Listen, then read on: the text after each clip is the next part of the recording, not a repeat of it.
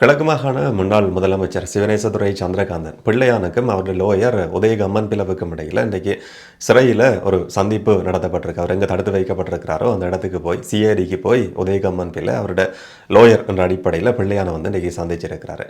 2 கிழமைகளுக்கு முதல்ல பிள்ளையான் அவருக்கு நெருக்கமான ஒரு நபரை வந்து சந்திச்சாராம். குடும்ப உறவினர் ஒருத்தரை சந்திச்சிருந்தாராம். உதயகம்மன் பிள்ளை குறிப்பிட்டார். பிள்ளையானுக்கும் அவருடைய சகோதரருக்கும் இடையில் ஒரு சந்திப்பு 2 கிழமைகளுக்கு முதல்ல நடத்தப்பட்டிருந்தது.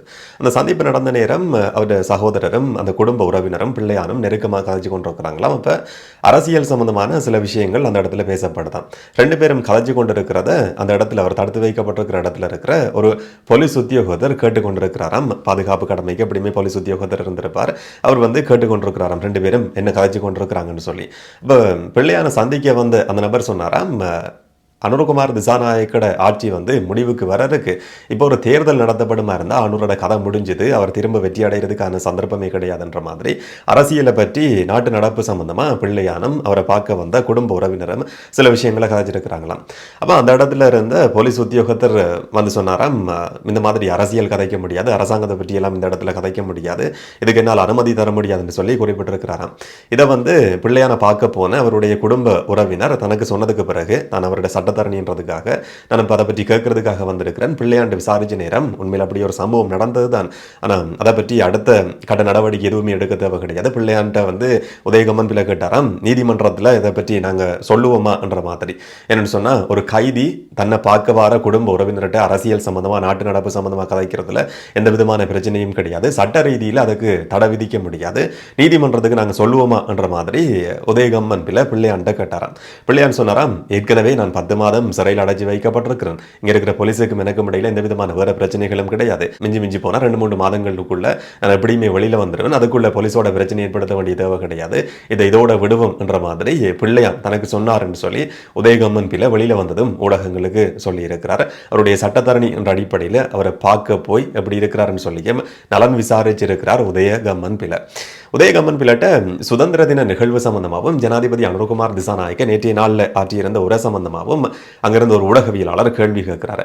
நேற்றைய வீடியோவில் நான் சொல்லியிருந்தேன், இந்த கிழமையில வந்து அதிகம் பேசப்பட போற ஒரு விஷயமா இருக்க போறது சுதந்திர தின நிகழ்வு நடத்தப்பட்ட விதம், ஜனாதிபதி அனுரகுமார் திசாநாயக்க நேற்று ஆற்றியிருந்த உரை, அதை பற்றின கருத்துக்களை வந்து பார்க்கக்கூடிய மாதிரி இருக்கும்னு சொல்லி இன்னைக்கு உதயகம்மன் பிள்ளை பாராளுமன்றத்தில் நாமல் ராஜபக்ச அதை பற்றி உரையாற்றி இருக்கிறார். விமல் வீரவங்ஸ் ஒரு ஊடக சந்திப்பை நடத்தி ஒரு வீடியோ கிளிப்பை போட்டு காட்டி, இந்த பாருங்க அரசாங்கம் இப்படித்தான் செயற்படுதுன்ற மாதிரி ஒரு விளக்கம் கொடுத்திருக்கிறார். இன்னைக்கு உதயகம்மன் பிள்ளை ஊடகவியலாளர் கேட்டிருந்தார், இனவாதத்துக்கு இடம் கிடையாதுன்னு சொல்லி ஜனாதிபதி சொல்லி இருக்கிறாரு, இதை நீங்க எப்படி பாக்குறீங்கன்னு சொல்லி. இனவாதத்துக்கு இடம் கிடையாதுன்னு சொல்றதே ஒரு இனவாதி தான். ஜனாதிபதி அனுரகுமார் திசாநாயக்க ஒரு இனவாதி, முன்னாள் பயங்கரவாதி தான் அனுரகுமார் திசாநாயக்க. வடமாகாணத்துக்கு பௌத்தர்கள் போறது வந்து இனவாதத்தை தூண்டுறதுக்காக ஒரு குரோதமான மனநிலையோட தான் அங்க இருக்கிற விகாரைக்கு தென்னிலங்கையில் இருந்து கொண்டு சிங்களவர்கள் போறாங்கன்ற மாதிரி வடக்குல போய் ஜனாதிபதி அனுரகுமார் திசாநாயக்க உரையாற்றி இருந்தார். இதுவரைக்கும் வடபகுதியில் இருக்கிற தமிழர்களுக்கும் தென்பகுதியில் இருக்கிற பௌத்தர்களுக்கும் இடையில் ஒரு நல்ல உறவு இருந்தது, நல்ல நட்பு இருந்தது. ஜனாதிபதி அனுரகுமார் திசாநாயக்க இந்த மாதிரியான ஒரு கருத்தை சொன்னதும் வடபகுதியில் இருக்கிற தமிழர்கள் இந்த மாதிரி விகாரைக்கு வர பௌத்த மக்களை வந்து ஒரு குரோதமான மனநிலையில பார்க்கறதுக்கு ஆரம்பிப்பாங்க. அப்போ உண்மையிலேயே ஜனாதிபதி அனுரகுமார் திசாநாயக்க தானே இனவாதி, அவர் கண்ணாடிக்கு முன்னால இருந்து ஆற்ற வேண்டிய உரையை தன்னை பார்த்து தனக்கே சொல்ல வேண்டிய ஒரு விஷயத்தை நாட்டு மக்களுக்கு ஒரு உரையா கொடுத்திருக்கிறார்னு சொல்லி ஒரு விமர்சனமான கருத்தை உதயகம்மன் பிள்ளை இன்றைக்கு ஊடகங்களுக்கு சொல்லி இருக்கிறார். விமல் வீரவங்ச ஒரு ஊடக சந்திப்பு ஏற்பாடு செய்து நேற்றைய சுதந்திர தின நிகழ்வு சம்பந்தமான சில விளக்கங்களை வந்து கொடுத்திருக்கிறார். ஒரு வீடியோ கிளிப்பையும் அவர் போட்டு காட்டியிருந்தார். சுதந்திர சதுக்கத்தில் தான் நேற்றைய நிகழ்வு நடத்தப்பட்டிருந்தது. அந்த இடத்துல ஒரு கம்பத்துல பௌத்த கொடி ஏற்றப்பட்டிருந்ததாம். இதுக்கு முதல்ல 2011ஆம் ஆண்டுல அந்த கொடி ஏற்றப்பட்டிருந்ததாம். அந்த காலகட்டத்தில் இலங்கைக்கு வந்திருந்த நவநீதம் பிள்ளையும் அந்த பௌத்த கொடி சம்பந்தமா சில கேள்விகளை கேட்டிருந்தாங்களாம். ஏன் ஒரு மதத்துக்கு மட்டும் முக்கியத்துவம் கொடுக்கிற மாதிரி இந்த மாதிரி கொடியேற்றப்பட்டிருக்கு, இதை கலட்டலாம் தானே என்று சொல்லி கேட்டிருந்தாங்களாம். நவநீதம் பிள்ளையால முடியாம போன ஒரு விஷயத்தை இன்னைக்கு ஜனாதிபதி அனுரகுமார் திசாநாயக்க செய்திருக்கிறார். அவருடைய உத்தரவுக்கு அமைய அங்கிருந்து சுதந்திர சதுக்கத்தில் இருந்த பௌத்த கொடி அகற்றப்பட்டிருக்கு. தான் நினைச்சாராம் தேசிய கொடி ஏற்றுறதுக்காக அந்த கொடி வந்து அகற்றப்பட்டிருக்கு, தற்காலிகமாக தான் அதை வந்து அகற்றி இருக்கிறாங்க, திரும்பவும் அந்த இடத்துல கொண்டு வந்து போடுவாங்கன்னு சொல்லி பார்த்தா வேறொரு இடத்துல தான் தேசிய கொடி ஏற்றதுக்கான ஏற்பாடுகள் செய்யப்பட்டிருந்தது. பௌத்த கொடி இருந்த கம்பம் வந்து அப்படியே சும்மா நிற்கிது, அது எந்த விதமான பிரயோசனமும் கிடையாது. எதுக்காக இந்த மாதிரி பௌத்த கொடியை வந்து அகற்ற வேண்டி இருந்தது. பௌத்தர்களுக்கு இந்த நாட்டில் வந்து முக்கியத்துவம் கொடுக்கப்பட்டதே கிடையாதுன்ற மாதிரி இனவாதத்தை தூண்டுற மாதிரியான ஒரு கருத்து திரும்பவும் பிமல் வீரவங்சவினுடைய ஊடக சந்திப்பில் இன்னைக்கு சொல்லப்பட்டிருந்தது. நாமல் ராஜபக்சவும் சுதந்திர தின நிகழ்வு சம்பந்தமாகவும் அங்கு ஜனாதிபதி அனுரகுமார் திசாநாயக்க ஆற்றியிருந்த உரை சம்பந்தமாகவும் சில கருத்துக்களை வந்து சொல்லியிருந்தார். ஏன் ராணுவத்தை இவங்களால கொண்டாட முடியாம இருக்கு, ராணுவம் சம்பந்தமா ஒரு கருத்தையுமே சொல்ல முடியாம இருக்கு, பயங்கரவாதத்திலிருந்து நாட்டை மீட்டெடுத்த ராணுவத்தை கொண்டாட முடியாத அளவுக்கு முதுகெலும்பில்லாத ஒரு தலைவர் தான் ஜனாதிபதி அனுரகுமார் திசாநாயக்க.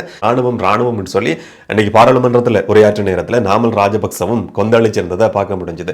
பௌத்தர்களுக்கு முக்கியத்துவம் கொடுக்கப்பட்டது கிடையாது, இன்னைக்கு மகா சங்கத்தை சேர்ந்தவர்கள் சிறையில் அடைக்கப்பட்டிருக்கிறாங்க, திருகோணமலை விவகாரம் சம்பந்தமா திரும்ப கதைச்சிருந்தார். இங்கேயும் இனவாதத்தை தூண்டுறதுக்கான ஒரு முயற்சி பாராளுமன்றத்திலையும் முன்னெடுக்கப்பட்டிருந்தது. அதுக்கான எதிர்வினைகள் மாற்று கருத்துக்கள் ஜனாதிபதியினுடைய உரை சம்பந்தமாகவும் நேற்றைய சுதந்திர தின நிகழ்வு நடத்தப்பட்ட விதம் சம்பந்தமாகவும் இன்னைக்கு பல இடங்கள்ல பேசப்பட்டிருந்ததையும் பார்க்க முடிஞ்சது. நாளை இன்றைக்கும் இதே விஷயங்கள் அதிகம் பேசப்படலாம். நாமல் ராஜபக்ச சம்பந்தப்பட்டிருக்கிறதா சொல்லப்படுற கெஹல்பத்ர பத்மேவால கொலை செய்யப்பட்ட கணேமுல்ல சஞ்சீவ அது சம்பந்தமான ஒரு வழக்கு இன்னைக்கு நீதிமன்றத்தில் கொழும்பு நீதிமன்றத்தில் விசாரணைக்கு வந்திருந்தது. கொழும்பு பிரதம நீதிவான் அசங்க எஸ் போதரகம முன்னிலையில் ஒரு அறிக்கை சமர்ப்பிக்கப்பட்டிருந்தது. கணேமுல்ல சஞ்சீவ கொலை செய்யப்பட்ட சம்பவத்தில் அதுக்கு உதவி செய்தாங்கன்னு சொல்லி முக்கியமான 2 நபர்கள் கைது செய்யப்பட்டிருக்கிறாங்க. சமிந்து டில்ஷான் என்று சொல்லப்படுற துப்பாக்கிதாரி என்று சொல்லி அடையாளப்படுத்தப்பட்டிருக்கிற நபர், அவருக்கு உதவி செய்த இஷாரா செவ்வந்தி, அந்த குழுவோட சம்பந்தப்பட்டிருக்கிற மற்ற நபர்கள். இந்த 2 பேருக்கும், இந்த முக்கியமான 2 பேருக்கும், துப்பாக்கிதாரிக்கும் லோயர் மாதிரி வந்த இஷாரா செவ்வந்திக்கும் உதவி செய்தார் என்று சொல்லப்படுற ஒரு பெண் சட்டத்தரணி சில மாதங்களுக்கு முதல்ல கைது செய்யப்பட்டிருந்தாங்க. தமாரா குமாரி அபேரத்ன சொல்லப்படுற ஒரு லோயர் வந்து கைது செய்யப்பட்டிருந்தாங்க. அவங்க சம்பந்தமா நடத்தப்படுற விசாரணைகளை பற்றி இன்னைக்கு நீதிமன்றத்தில் ஒரு அறிக்கை சமர்ப்பிக்கப்பட்டிருந்தது. அவங்க ஏற்கனவே அக்டோபர் மாதத்தில் 90 நாட்கள் தடுப்பு காவல் உத்தரவு பெறப்பட்டிருந்தது பயங்கரவாத தடை சட்டத்துக்கு அமைய. அது வந்து இப்ப காலாவதியாகி இருக்கு. திரும்பவும் மேலதிகமா 90 நாட்கள் தடுப்பு காவல் உத்தரவு பெற்றுக்கொள்ளப்பட்டு விசாரணைகள் ஆரம்பிக்கப்பட்டிருக்குன்னு சொல்லி ஒரு அறிக்கை வந்து சிஐடியால இன்னைக்கு நீதிமன்றத்தில் சமர்ப்பிக்கப்பட்டிருந்தது. இதையும் தவிர இவங்க கைது செய்யப்பட்ட சந்தர்ப்பத்தில் அவங்களுடைய வீட்டில இருந்து, அவங்க இடத்துல இருந்து 25 மில்லியன் ரூபாய் பெறுமதியான ஒரு கார், ஒரு ஹோண்டா வெசல் ஒன்று கைப்பற்றப்பட்டிருந்ததாம். அதை பற்றி விசாரணைகளை நடத்தி கொண்டு போற சந்தர்ப்பத்தில் அது வந்து வேற ஒரு நபருடைய பெயர்ல பதிவு செய்யப்பட்டிருக்காம். திசாநாயக்க சொல்லப்படுற நபர்ல பதிவு செய்யப்பட்டிருக்காம். சிஐடி திசாநாயக்கன் சொல்லப்படுற நபரை கூப்பிட்டு விசாரிச்சிருக்கு. இந்த வாகனம் உங்களோட பெயர்ல பதிவு செய்யப்பட்டிருக்கு, ஆனா இவங்களோட வீட்டில தான் இந்த வாகனம் இருக்கு, அவங்க பயன்படுத்தி கொண்டிருக்கிறாங்க, உங்களுக்கும் இதுக்கும் இடையில என்ன தொடர்புன்னு சொல்லி கேட்ட நேரத்தில் திசாநாயக்க சொன்னாராம், எந்த பெயர்ல மேடம் வாங்கினாலும் அந்த வாகனத்தை வாங்குறதுக்கான காசை கொடுத்த நபர் நான் கிடையாது, அவங்க தான் அதுக்கான பணத்தை போட்டு அவங்க தான் அந்த வாகனத்தை வாங்கி இருக்கிறாங்க, எந்த பேர்ல அதை வந்து பதிவு செய்திருக்கிறாங்க, அது மட்டும்தான் எனக்கு இருக்கிற தொடர்புன்ற மாதிரி அவர் சொல்லி இருக்கிறார். இப்போ சிஐடி இன்னைக்கு நீதிமன்றத்தில் சொல்லி இருந்தது, இதை பற்றின மேலதிக விசாரணைகள் ஆரம்பிக்கப்பட்டிருக்கு. இந்த வாகனத்தை வாங்குறதுக்கு 25 மில்லியன் ரூபாய் பெறுமதியான வாகனம் ஹோண்டா வெசல், அதை வாங்குறதுக்கான பணம் இந்த லோயருக்கு எங்கிருந்து வந்தது என்றதை பற்றி இப்போ விசாரணைகள் நடத்தப்பட்டு கொண்டிருக்கு. ஏற்கனவே அவங்களுடைய வங்கி தரவுகள் சம்பந்தமாகவும் விசாரணைகள் ஆரம்பிக்கப்பட்டிருந்தது. இதை பற்றியும் விசாரணைகள் நடத்தப்பட்டது. 90 நாட்கள் தடுப்பு காவலில் எடுக்கப்பட்டு அவங்க திரும்பவும் விசாரணைக்கு உட்படுத்தப்பட்டு வந்து கொண்டிருக்கிறாங்க. விசாரணைகள் இதுவரைக்கும் முடிவடையல என்று சொல்லி இன்னைக்கு நீதிமன்றத்தில் அறிவிக்கப்பட்டிருந்தது. அவங்க தான் அந்த 2 பேருக்கும் உதவி செய்த நபர். டை கொடுத்து லோகோவை கொடுத்து நீதிமன்றத்துக்குள்ள வர்றதுக்கான வழி இப்படித்தான் சொல்லி காட்டி கொடுத்தார். அந்த தண்டனை சட்டக்கோவை, அந்த புத்தகத்தை, துப்பாக்கியை கொண்டு வர்றதுக்கான புத்தகத்தை கூட அவங்க தான் கொடுத்தாங்கன்னு சொல்லி குற்றம் சாட்டப்பட்டிருந்தது.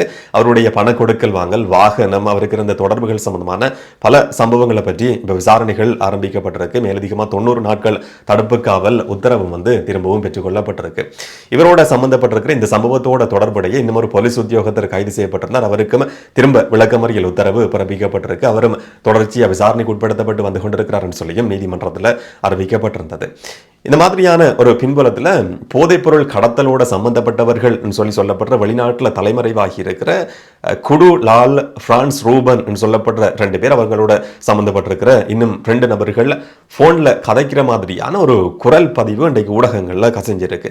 இது சம்பந்தமா போலீஸ் ஒரு விசாரணை ஆரம்பிச்சிருக்குன்ற மாதிரியும் சில ஊடகங்கள்ல செய்திகளை பார்க்க முடிஞ்சது. அதுல வந்து ஒரு விசாரணை சம்பந்தமா அந்த 4 பேரும் மாறி மாறி கதைச்சு கொண்டிருக்கிறாங்க. இங்கேயோ வெளிநாட்டில் நடந்த விசாரணை மாதிரி தான் இருக்கு, என்ன சம்பவம்னு சொல்லி பெருசா அதில் வந்து எந்த விதமான விளக்கமும் கிடையாது. ஏதோ ஒரு இடத்துல வந்து விசாரணை நடத்தப்பட்டிருக்கு. அந்த விசாரணை சம்பந்தமா ஒரு நபர் வந்து சொல்றார். பிரான்ஸ் ரூபன் சொல்லப்படுற நபரும் அதில் வந்து கதைச்சிருக்கிறார் என்ற மாதிரி ஊடகங்கள்ல செய்திகள் பார்க்க முடிஞ்சது.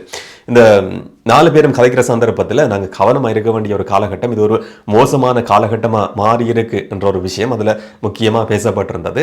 அடுத்து இலக்கு வைக்கப்படுற நபராக இவர் இருக்க முடியும் என்று சொல்லி ஒரு நபருடைய பேரும் அந்த இடத்துல குறிப்பிடப்படுது. அவர் கொலை செய்யப்படுறதுக்கான இலக்கா இருக்க முடியுமா, இல்லாட்டி கைது செய்யப்படுறதுக்கான இலக்கா இருக்க முடியுமா என்னன்றது தெரியாது. துபாயை சேர்ந்த யாராவது இலங்கைக்கு வந்தா நல்லா அவங்கள கவனிச்சு அனுப்பணும் என்ற மாதிரியும் அந்த இடத்துல வந்து பேசப்பட்டிருந்தது. துபாயில் நடந்த ஏதோ ஒரு விசாரணை சம்பந்தமாக தான் இந்த 4 பேரும் மாறி மாறி கதைச்சு கொள்றாங்கன்னு சொல்லி தான் நான் அந்த வாய்ஸ் ரெக்கார்டிங்கை பார்த்த நேரத்தில் எனக்கு அப்படித்தான் இருந்தது. அந்த மாதிரியான ஒரு குரல் பதிவும் இன்றைக்கு வெளிவந்திருந்தது. பாதாள நடவடிக்கைகள் சம்பந்தமான செயற்பாடுகள் தீவிரப்படுத்தப்பட்டிருக்கிற ஒரு பின்புலத்தில் இந்த மாதிரியான ஒரு ஆடியோவும் இப்போ லீக் ஆகியிருக்கு. விசாரணைகளும் தொடர்ச்சியாக நடந்து வருது. என்ன நடக்கும் என்றதை நாங்கள் பொறுத்திருந்து பார்க்கலாம். இந்த சம்பவங்கள் சம்பந்தமாக நீங்கள் என்ன நினைக்கிறீங்கன்றதை கமெண்ட்ல சொல்லுங்கள். இன்னும் ஒரு வீடியோவில் இன்னும் ஒரு தகவலோட சந்திக்கலாம். வணக்கம்.